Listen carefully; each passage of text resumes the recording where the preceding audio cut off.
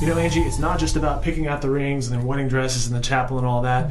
Getting married involves some bigger decisions like personal finances. That is very true. So today we have a special guest with us. This is Garrett. Now, Ann, you are with Capital West Investments. Capital West Securities. Securities. There we go. Well, tell us then, let's start off with when you're, getting married, you're combining finances, possibly not. What are some of the basics? I think the first thing you need to do, even before the wedding, maybe right after the ring, is to sit down together and decide exactly what your financial goals are going to be, and also decide how much debt you have. And I have found it's very beneficial if you list that debt and beside it put the amount of interest rate you're paying on it. Wow. Now, this will be a real eye-opener, and I think one of your first goals should be to pay off the highest interest rate debt that you can.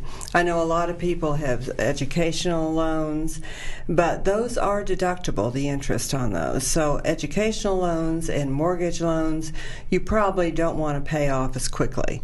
I would pay off the high interest rate debt and then start saving. Wow. So, for example, if you have a $5,000 credit card bill as opposed to a $25,000 college loan, you're saying tackle the credit card bill first. That's right, because in most cases, that is the highest rate of interest that you're paying. Do you know that you have to earn 20% after tax if you invest in a stock, bond, or mutual fund to make more than you would be in paying a 15%? Interest on a credit card. Wow. So it's real important that you pay that off. That is. Okay, so tell us then about joint accounts or separate accounts. How do you do it? All right, and another thing you need to talk about, too, are whether you are a saver or a spender. And that comes back to joint and separate checking accounts. It's my recommendation that you have 3 accounts. Okay. One for each one of you, and then a joint one for household expenses. And then each month you can feed into the joint one, but then you each have your own money to spend. And I think that's really important because most women are working nowadays, and I think you want to have some feeling of freedom in how you spend your money. But on the flip side, before you get married, you need to make out a budget, and you need to follow that budget. So all of this should be taken into account together. Well, Ann, on these 3 accounts, is there any recommended percentage, or is that just something specific for the couple? I think that goes back to your budget. You decide how much you're going to need for the house payment, for utilities, and also for a savings account. It's very important that you pay yourself first.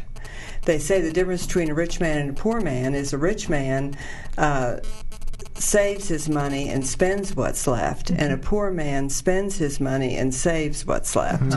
So it's real important that you pay yourself first. Well, okay, so when you have that joint account that you're both putting in for household, you're paying off different things for household, whether it's your appliance, well, maybe not appliances, but, if it's just going to your electricity bill, to your, all the different things like that. Are you both putting in the exact same amount every month, I guess, or does it depend on who's making more money? I think it depends on who's making more money, and also keep in mind that you need to put some in there for your debt. And it's also hard because I'm sure each one of you, or most people, had investments prior to their marriage, a 401k, an IRA, or even just an individual account.